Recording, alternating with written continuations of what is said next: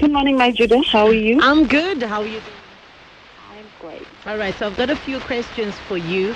How should a survivor of abuse be treated, or rather supported by family members after they've disclosed the abuse? All right. I think let me start by explaining the important role that family members play in supporting a survivor, because whatever they do, their reaction has everything to do with how the survivor is going to progress in their recuperation and in the treatment procedures that they will have to go through. So if family members do not support the survivor well, it also has a lot to do with how the survivor will then have to face undesirable long-term effects of the sexual abuse. I would want to encourage family members to believe the child. Whenever a survivor of sexual abuse is disclosed that they've been sexually abused, it is very significant to believe them. Never show any verbal or non-verbal cues of disbelief, such as right. You would even have somebody say, the moment that you say that, you are telling the survivor that you're not believing them. And I think that there is nothing that is more emotionally crushing than having to gather your courage to disclose abuse and you have nobody believing you.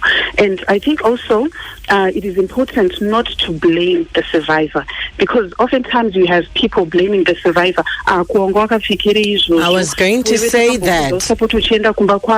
The moment that you do that as a family, you are blaming the survivor, and you're also allowing them to blame themselves, and it will have very negative effects in their journey after the abuse.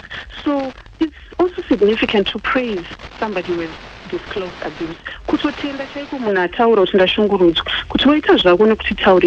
it is important to praise somebody after disclosure is because it's never an easy process to disclose abuse.